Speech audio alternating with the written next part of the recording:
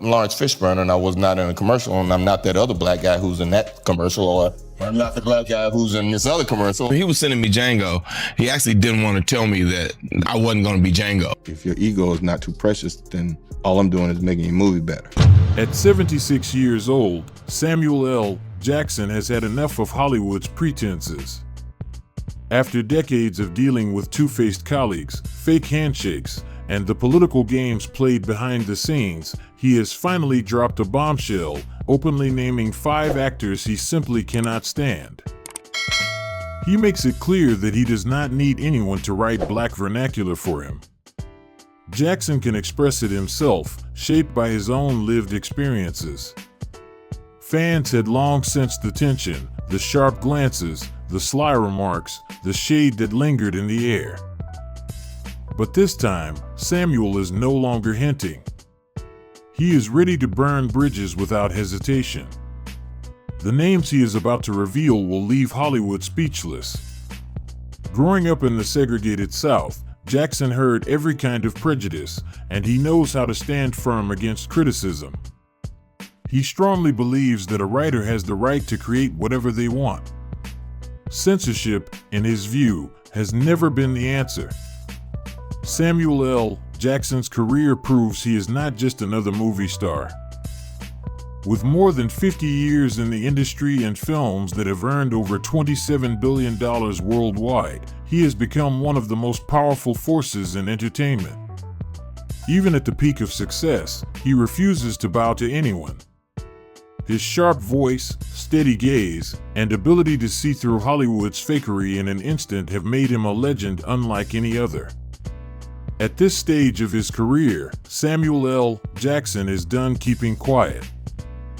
He has spent years under the spotlight, from Marvel blockbusters to Star Wars, but behind the fame lies a very different Samuel. This is the man who tore up the rulebook, carved out his own path, and never let Hollywood control him.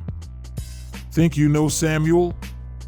Think again. He once turned down Steven Spielberg, not once, but twice. He made George Lucas rewrite parts of Star Wars to match his vision, and when Marvel tried to cut his paycheck, he didn't hesitate. His response was simple: double the money, or Nick Fury disappears. But the story doesn't stop there. Samuel has his own personal list, the Can't Stand Club, with 5 names written on it. And topping that list is none other than Spike Lee. Yes, you heard that right, Samuel L. Jackson versus Spike Lee. A feud whispered about for years, but rarely spoken of out loud.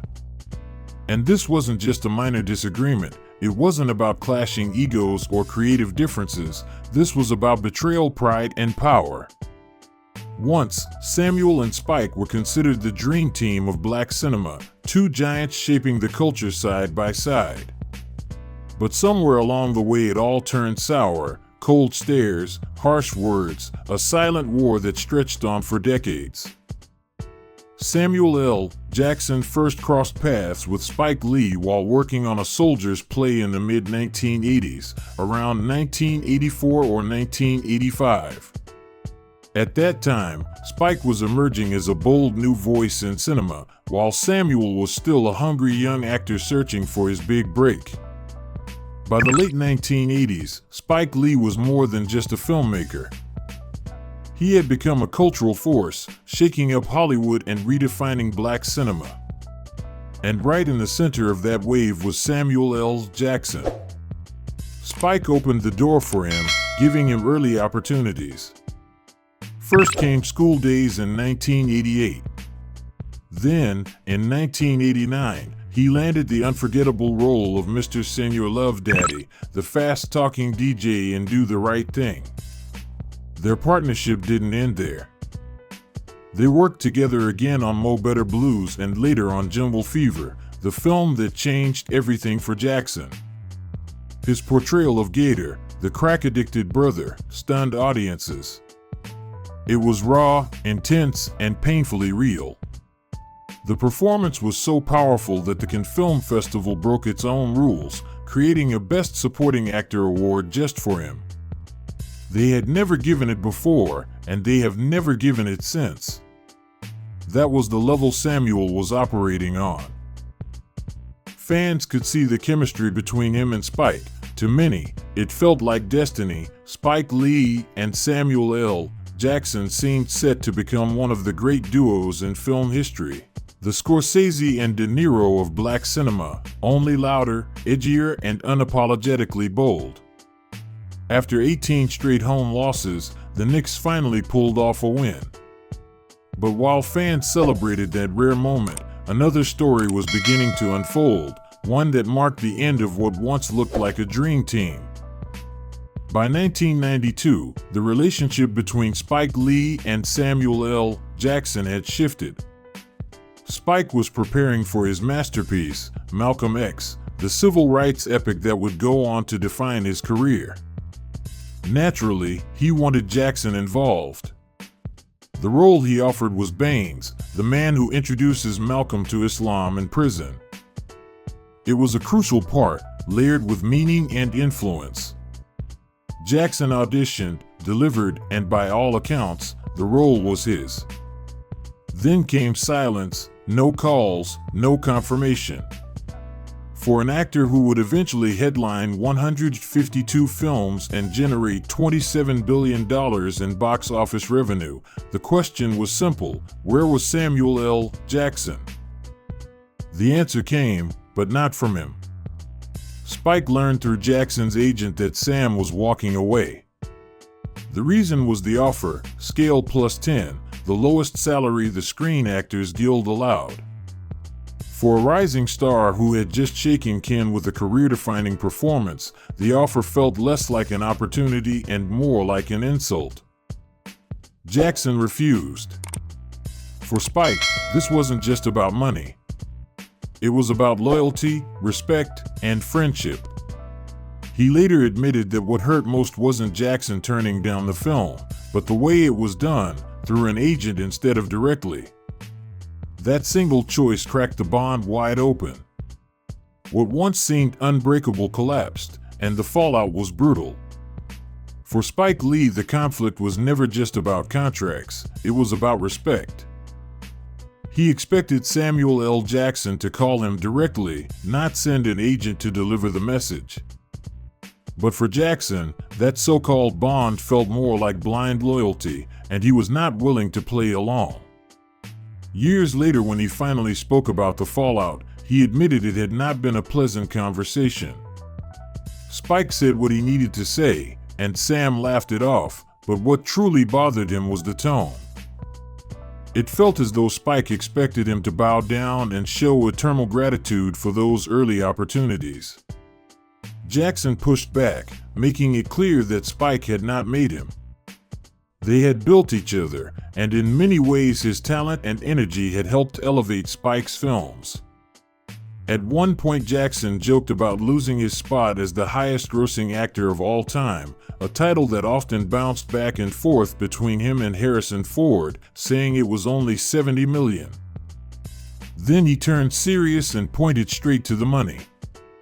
Behind the scenes of Malcolm X, Spike was collecting 4 salaries as director, writer, producer, and actor, while expecting his cast to work for scale.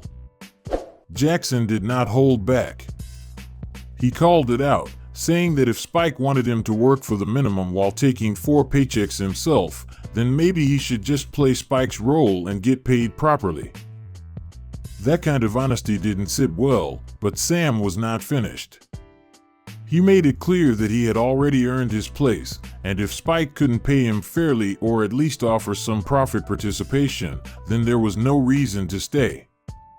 He was no longer a struggling stage actor looking for a break. He was Samuel L. Jackson. Hollywood was calling, and Samuel L. Jackson wasn't about to miss his chance. The timing could not have been more dramatic. While the conflict around Malcolm X was still unfolding, Jackson received the call that would change everything. His agent told him he had just won an award at Cannes for his role in Jungle Fever. The recognition was so powerful that the festival literally created a category just for him. That was the sign. Jackson no longer needed Spike Lee to validate him. Instead of joining Spike's historical epic, he chose a different path, taking a role in White Sands alongside Willem Dafoe and Mickey Rourke. It was a bold decision, even a risky one, but it set their careers on two completely different trajectories. What followed was 22 years of silence, no films together, no collaborations, not even public acknowledgments. While Spike was absent from his orbit, Jackson's career exploded. He was everywhere, working with Quentin Tarantino, Martin Scorsese, and eventually anchoring the Marvel Universe. When Spike openly criticized Tarantino for his use of the N-word in Django Unchained, Jackson didn't just defend Quentin. He fired back with a sharp retort that spread through Hollywood like wildfire. It's just another way of saying Spike needs to shut the F*** up. At that point, the tension was no longer hidden.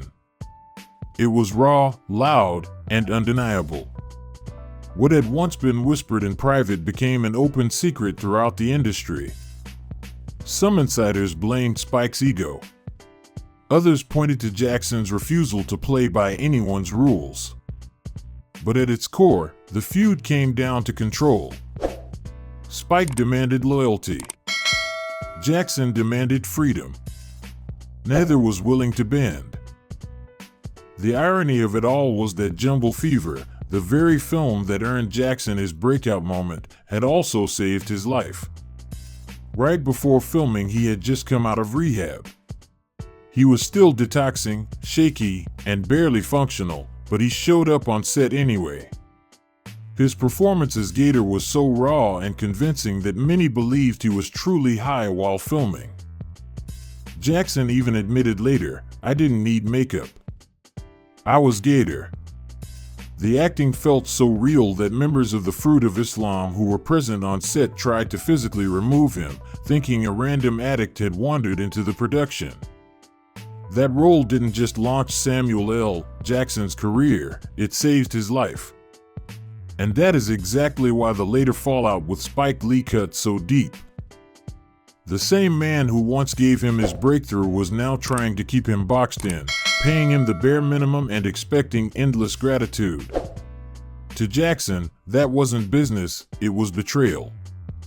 For over 20 years, the silence stretched, until finally, in 2013, the ice began to crack. The reunion didn't happen on stage or in front of cameras. It began quietly at the dinner table after their wives reconnected and brought them together again. Slowly, the walls started to fall. As Jackson put it, they hadn't worked together since Jungle Fever, so when they finally did sit down, it felt like a true reunion. Spike mentioned he was remaking Old Boy, and Jackson immediately jumped at the chance.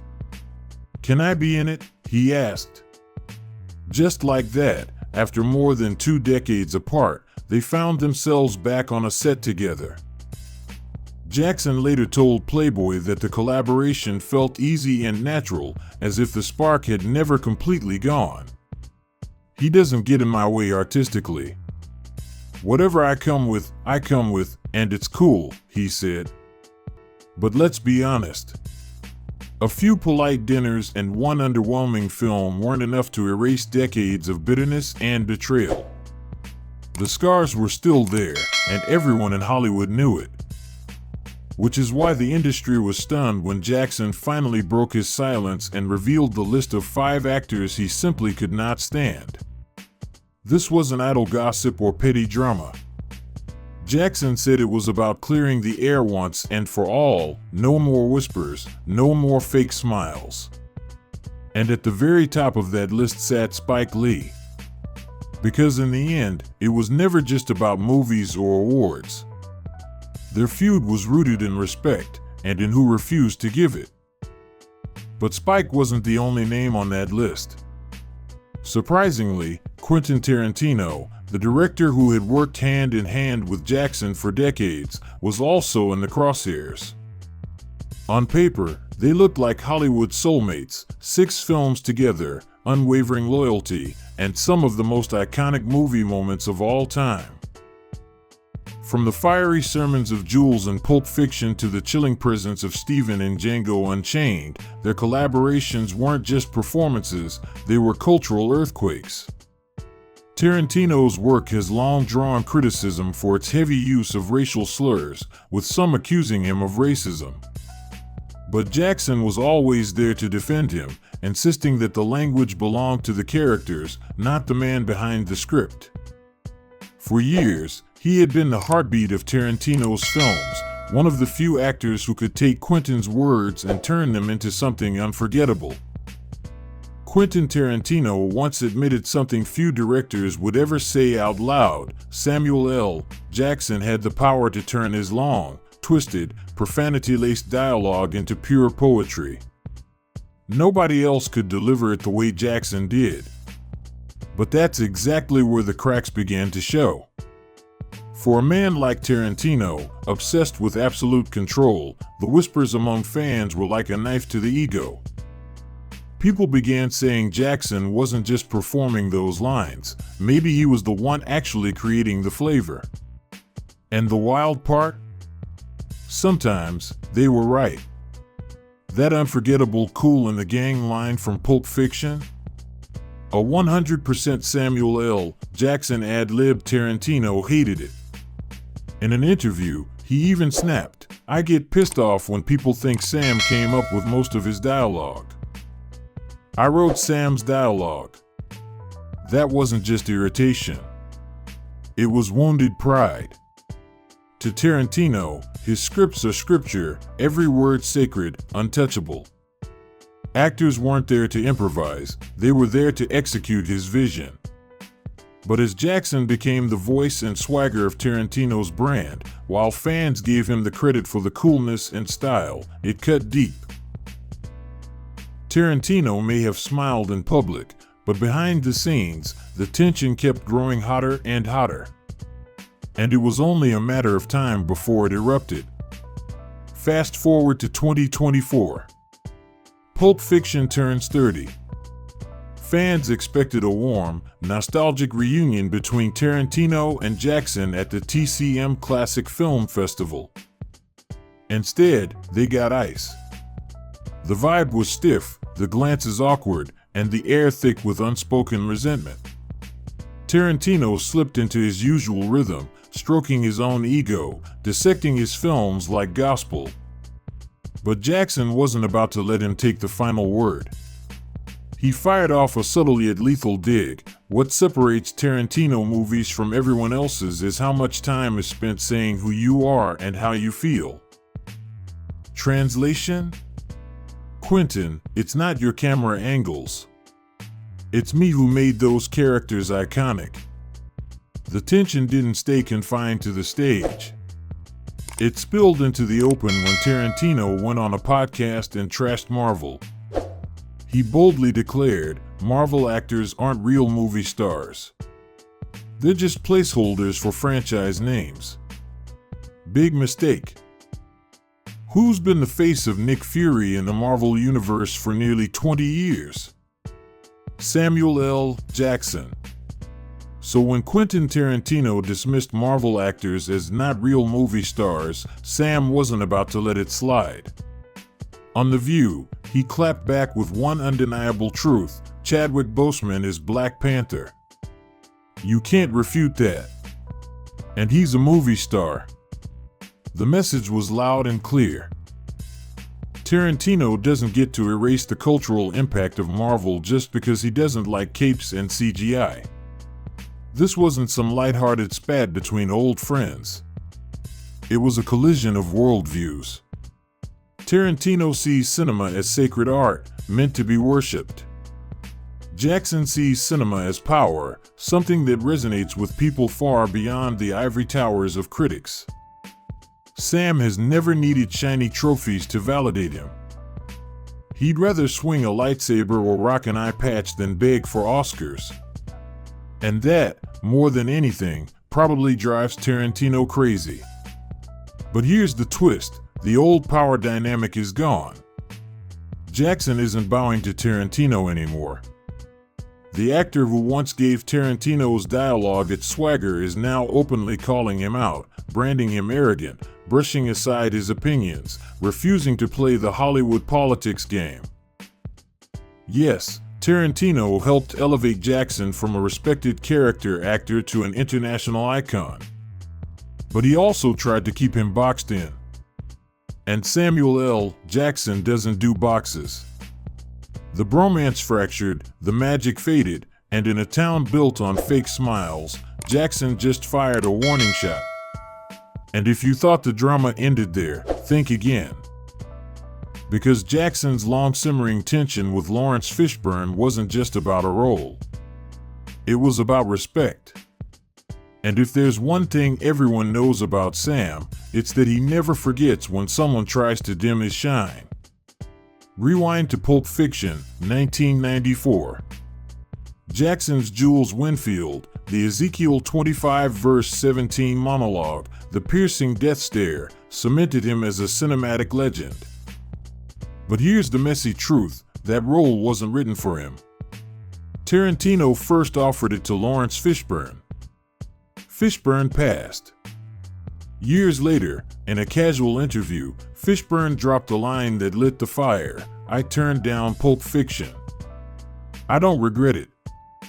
That's the role that made Sam Jackson a star, and I contributed to that. I stayed out the way." Contributed? Stayed out the way? To Jackson, that wasn't humility. That was arrogance dressed as generosity. It's one thing to decline a role, it's another to claim you gifted someone a career by doing so. Sam never borrowed anyone's spotlight. He earned it. He owned it. And to suggest otherwise? That's pure Hollywood ego. And this wasn't just quiet resentment behind closed doors. The tension boiled over, exploding into one of the most uncomfortable, viral moments fans still talk about today. It all started with one of the most awkward live TV interviews of Samuel L. Jackson's career. A reporter looked him dead in the eye and called him Lawrence Fishburne. Jackson didn't let it slide. He shut the guy down on the spot. "I'm not Lawrence Fishburne. We don't all look alike. We may all be black and famous, but we don't all look alike. You are busted." The clip went viral instantly. Fans laughed, but beneath the humor was something deeper. Jackson wasn't just correcting a clueless reporter, he was making a statement. Don't confuse him with Fishburne. And don't minimize the blood, sweat, and rage he poured into Pulp Fiction. Because to Sam, this was personal. The real wound? A single line from Fishburne years earlier, "I contributed to that." He said it when talking about turning down Pulp Fiction. To Fishburne, it was a casual comment. To Jackson, it was a slap in the face. As if Jules Winfield, the role that defined his career, was just a leftover part he was lucky to scoop up. Worse yet, Fishburne admitted he didn't even reject the role because he was too busy. He just didn't like Tarantino's script. But once the film blew up, once Jackson's career exploded, suddenly Fishburne was comfortable attaching himself to the story, bragging, almost, that by not taking the role, he made Sam a star. That shade has never sat right with Jackson. Insiders whisper that the two men have never talked it out. No apology. No heart-to-heart. Just decades of cold tension, subtle digs in interviews, and visible distance at Hollywood events. And then the kicker, people still confusing the two in public. For Jackson, that wasn't just disrespect. That was war. But the story doesn't end with Fishburne. Enter Star Wars. Being chosen by George Lucas should have been a dream come true. And at first, it was. Jackson's Mace Windu became one of the most iconic Jedi in the saga, the purple lightsaber, the authority, the no-nonsense attitude. Sam took what could have been a forgettable supporting role and turned it into legend. But behind the lightsaber duels, another drama unfolded. Jackson himself admitted he practically begged to be in Star Wars, telling Lucas he'd even be happy as a faceless stormtrooper. Lucas tossed him Mace Windu, a role that grew into something epic. Sounds like a fairy tale, right? Not quite. Because according to Daniel Logan, the young actor who played Boba Fett, the original plan was for Boba to kill Windu. A perfect revenge arc, the son avenging Jango's death. It was storyboard. It was discussed. It was happening until Jackson allegedly stepped in. He reportedly told Lucas, "I don't think some punk kid should be able to kill a Jedi Council member." Just like that, the storyline was scrapped. Logan was cut out, ghosted, his career momentum gone. Mace Windu instead went out fighting Palpatine in a grand duel. Logan still talks about it at conventions. For him, that decision cost him his breakout. For Jackson, it was never addressed, no apology, no recognition. Just silence. And that's why Jackson has pointed a finger at George Lucas. For him, it wasn't about lightsabers. It was about the backroom politics, the quiet power plays that reshape entire careers. In Hollywood, one actor's legacy can be protected while another's future gets erased. And here's the twist, that wasn't even the messiest name on Jackson's list. Because the next one shocked everyone. Two giants of the industry, both working with Spielberg, both with decades of fame, yet never once sharing the screen in over 30 years. That's not coincidence. That's something else entirely. Two men. Two legends. Samuel L. Jackson and Denzel Washington. On the red carpet, they exchanged smiles, handshakes, and words of respect. But behind the curtains of Hollywood, their paths have been locked in a quiet, unspoken rivalry, one that has stretched for decades. It all came to a head in 2001. Training Day. The role of Alonzo Harris, the crooked cop who would define the film, was one Samuel L. Jackson wanted badly. But the part went to Denzel. And when that performance won him an Oscar, his second, the message was clear. In the world of heavyweight drama, Denzel was still untouchable. Jackson didn't chase him down that road.